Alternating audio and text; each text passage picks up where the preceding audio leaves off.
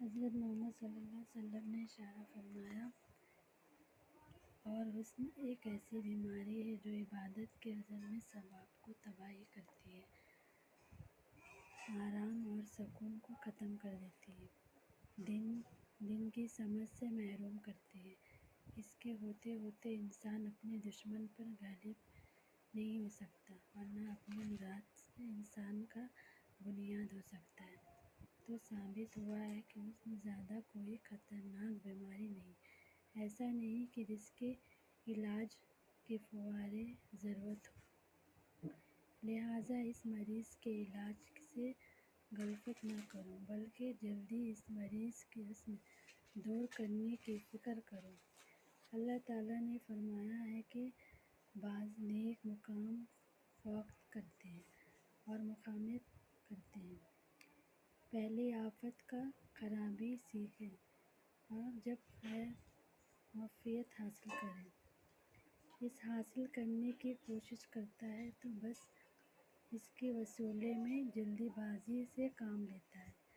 اس مرتبہ حاصل کرنے کا وقت ہی نہیں ہوتا، فوری طور پہ مرتبہ مقام حاصل نہ ہونے کی بحثیت ہوتی ہے، کوشش کر دیتا ہے، اس طرح مرتبہ محروم ہو جاتا ہے اور وضعیت کرتا ہے، اس کی کوئی آیت ایسا کھول دو تو محروم ہو جاتا ہے، اس مرتبہ کو حاصل نہیں کر سکتا۔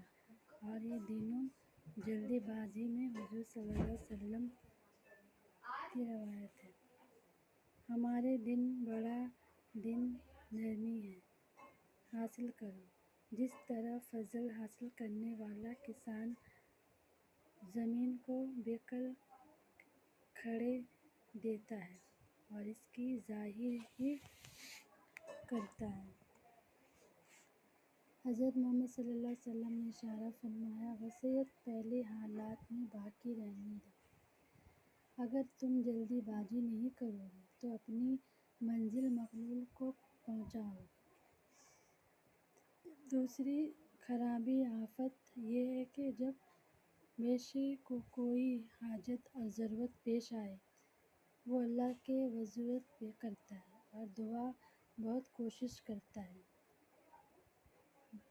حکمت اندھیری دعا کی کیفیت بھی کچھ دیکھتی ہوتی ہے، فوراً دعا قبول نہیں ہوتی، وجہ وہ دل کو برداشت ہو جاتا ہے، کوشش ترک کر دیتا ہے اور دعا کرنا چھوڑ دیتا ہے۔